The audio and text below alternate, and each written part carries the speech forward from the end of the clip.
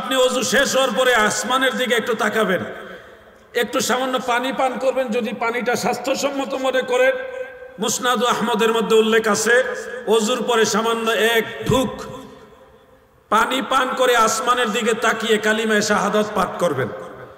আশহাদু আল্লা ইলাহা ইল্লাল্লাহু ওয়াহদাহু লা শারীকা লাহু ওয়া আশহাদু আন্না মুহাম্মাদান আবদুহু ওয়া রাসূলুহু। এই কালিমায়ে শাহাদাত পাঠ করবেন আকাশের দিকে তাকিয়ে। কখন? ওযু করার পরে। আল্লাহ রসুল বলেন, এই আমল যদি নিয়মিত করো, হাসরের ময়দান আল্লাহ তাআলা তোমার জন্য জান্নাতের 8টা দরজা খুলে দিবে। আল্লাহ তাআলা বলবে, তোমার যেই দরজা দিয়ে খুশি ওই দরজা দিয়ে জান্নাতে প্রবেশ করো। সুবহানাল্লাহ বলেন। কত কঠিন আমল এটা। সামান্য একটু কালেমায়ে শাহাদাতটা পড়া। কখন? ওযু করার পরে।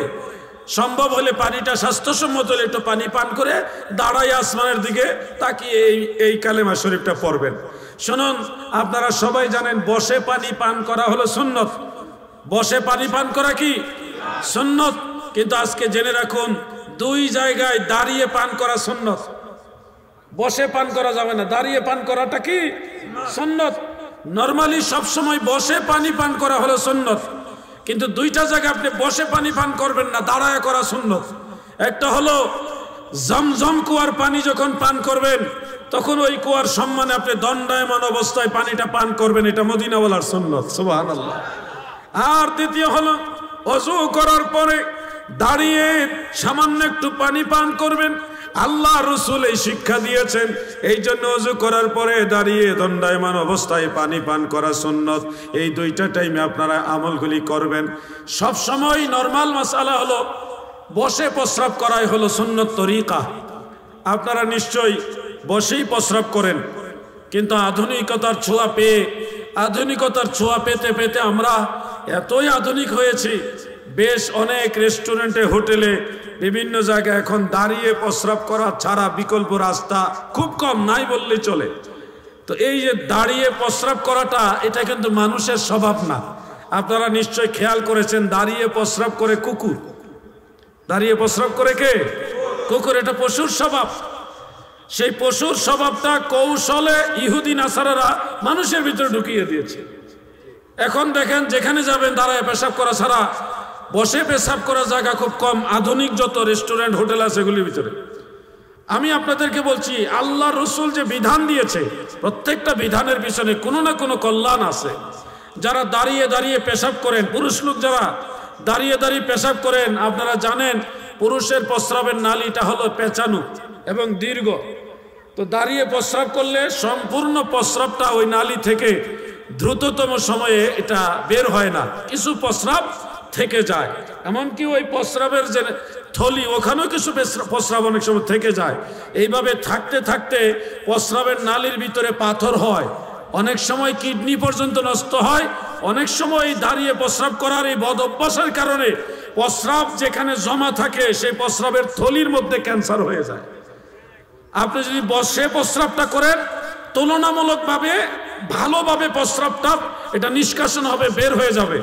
এরপরে যদি আপনি একটু ঢিলা ব্যবহার করেন, কয়েক সেকেন্ডের জন্য, 10-20 সেকেন্ডের জন্য যদি আপনি একটু চেষ্টা করেন যে পরিপূর্ণভাবে প্রস্রাবটা বের হয়ে যাক, তাহলে এটা কিন্তু আপনার জন্য অনেক বড় দুনিয়ারও কল্যাণকর কাজ। তো ইসলামের এই শিক্ষাটা আপনারা যারা বৃদ্ধাঙ্গুলি দেখাচ্ছেন, ভাবছেন আমি বড় মডার্ন, আমি আধুনিক, আমি দাঁড়ায় পেশাব করছি, এখানে দাঁড়ায় পেশাব করে দিলেন। কিন্তু ধীরে ধীরে বয়স যখন একটু বাড়বে, তখন বুঝবেন আল্লাহ রসুলের বিধান না মানার কারণে হাজার হাজার না লাখ লাখ টাকা দিয়েও ডাক্তারকে আপনার রোগ ভালো হবে না। যদি মদিনাওয়ালার বিধানটা আগে থেকে মানতেন, তাহলে কিন্তু ডাক্তারের এত টাকা দেওয়া লাগতো না, আর এইভাবে কষ্ট করা লাগতো না। এই জন্য আল্লাহর হাবিবের বিধান মোতাবেক প্রস্রাব কি দাঁড়িয়ে করবেন না বসে করবেন? সবাই বলেন, দাঁড়িয়ে না বসে? বসে করবেন।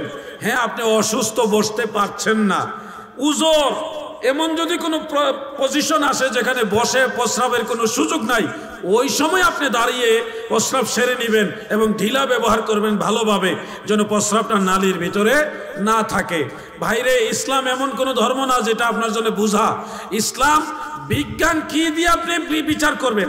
বিজ্ঞানের বিধান অনেক সময় চেঞ্জ হয়। এক সময় একটা সূত্র আসে, এটার পরে আবার নতুন একটা সূত্র আসে। নিউটনের সূত্রের পরও আবার সূত্র আসছে, ঠিক এমনি ভাবে বিজ্ঞানের যে কোনো পয়েন্ট আসবে, এটা পরিবর্তন হতে পারে, সম্ভাবনা আছে, কিন্তু আল্লাহ এবং আল্লাহ রসুল যে বিধান দিয়েছে এটা কখনো পরিবর্তন হবে না। এই জন্য নিঃসন্দেহে নির্দ্বিধায় আল্লাহ এবং আল্লাহ রসুলের বিধানগুলি মেনে চলবেন, এতে আপনার দুনিয়াতেও লাভ হবে, আখেরাতেও লাভ হবে। ও ভাই, বসে বসে প্রস্রাব করলে আপনার শরীর ভালো থাকবে, প্রস্রাবের নালী ভালো থাকবে, প্রস্রাবের থলি ভালো থাকবে, আপনি অনেক দিন সুস্থ থাকবেন, এটা তো দুনিয়ার লাভ। আর আখেরাতের লাভ হলো আপনি পেশাব করছেন, নবীর তরিকায় যদি পেশাবটা করেন, নবীজির তরিকায় যদি প্রস্রাবটা করেন, এটা আপনার জন্য একটা সওয়াবের কাজ হয়ে যাবে। তাহলে আপনার জন্য তো কত সুন্দর ব্যবস্থা, জান্নাতে যাওয়ার কিংবা জাহান্নাম থেকে বাঁচার কত সুন্দর ব্যবস্থা আছে, কিন্তু আপনি তো বাঁচতে চান না। আপনি জাহাজ থেকে সাগরে পড়ছেন, সাগরের মানুষ আগের থেকে অ্যালার্ট করছে, ঝড় আসতেছে, কিনারে যাবেন না, ভালো মতো বসেন, শক্ত করে ধরে রাখেন, এইভাবে ব্রিফিং দিয়েছে। কারো কথা আপনি না শুনে ঝড় আসার পরে আপনি সাইডে গিয়ে লাফ মাইরা সাগরে পড়ে গেছেন। এই বিশাল বড় বড় ঢেউ, যে ঢেউয়ের কাছে জাহাজ, এত বড় জাহাজ, সেটাই টিকে থাকতে পারে না, আর আপনি ইচ্ছা করে সাগরে ঝাঁপ দিয়েছেন বাঁচার জন্যে। আচ্ছা, আপনি বলেন সাগরে ঝাঁপ দিয়ে বাঁচতে পারবেন? যেদিকে তাকাইবেন শুধু পানি আর পানি, আর পানির মধ্যে কি বিশাল বড় বড় ঢেউ, এর মধ্যে ঝড়, যেখানে জাহাজ টিকে থাকতে পারেন, আপনি নিজে পণ্ডিত করে ঝাঁপ দিয়েছেন। এরপরে জাহাজের উপর থেকে মানুষেরা মায়া করে, দয়া করে আপনাকে বাঁচানোর জন্য একটা লাইফ জ্যাকেট ফালাইছে, অথবা ওই যে কি আছে না টায়ারের মতো এরকম একটা জিনিস দিয়েছে, এটা ধরো। আপনি বললেন আমি এগুলি, তোমাদের এগুলি চাই না, আমি নিজেই চেষ্টা করব। তো নিজে লাইফ জ্যাকেটও নিলেন না, টায়ারও নিলেন না, মানে বয়া না কি জানে বলে, এগুলি ফেললো, এগুলো নেন নাই আপনি। এরপরে যদি পানিতে ডুবে মারা যান, বলেন এটার জন্য কি জাহাজের কর্তৃপক্ষ দোষী হবে? আলেম ওলামারা আপনাদের সব সময় বলে এটা করবেন না, নামাজ ছাড়বেন না, সুদ খাবেন না, ঘুষ খাবেন না, মানুষের হক নষ্ট করবেন না, বারবার আপনাদের বলে। এরপর আপনি তাদের কথা শুনতে রাজি না, এই হুজুররা কত কথাই বলে। আপনি নিজে কি করলেন? ঘুষ খাইলেন, সুদ খাইলেন, মানুষের হক নষ্ট করলেন, নামাজের ধারেও গেলেন না, যেভাবে মন সেভাবে চললেন, মাদক সেবন করলেন, সর্বপ্রকার পাপের সাথে জড়িত হলেন। এরপরেও দেখা যাচ্ছে আলেমরা আপনাদের বোঝানোর চেষ্টা করতেছে, কারো কথা আপনি কর্ণপাত করেন না। তা এরপরে যদি আপনি জাহান্নামে যান, তাহলে এটার জন্য কি আলেমরা দোষী? আলেমরা দায়ী থাকবে? আমাদের দায়িত্ব আপনাদের স্মরণ করে দেওয়া। মনে রাখবেন, একটা সময় সবাই বুঝবেন, কিন্তু ওই সময় বুঝলে লাভ হবে না। বুঝার টাইম মরার আগ পর্যন্ত আছে, মৃত্যুর আগ পর্যন্ত আপনার সুযোগ আছে। একবার মরে গেলে ইজা মাতাল ইনসানু ইনকিতাআল আমালু আনহু, সহিহ মুসলিমের মধ্যে উল্লেখ, মানুষ যখন মারা যায় তার আমলের দরজা বন্ধ হয়ে যায়, এরপরে আর হাজার চেষ্টা করলেও আর আমল করতে পারবেন না। সময় হলো নিঃশ্বাস বন্ধ হওয়ার আগ পর্যন্ত। তাও তওবার দরজা কতক্ষণ খোলা থাকে? একটা মুরগির বাচ্চা ডিম থেকে বের হয়ে হাঁটতে পারে, কিন্তু মানুষ জন্ম হওয়ার পরে 1.5-2 বছর লাগে হাঁটা শিখতে।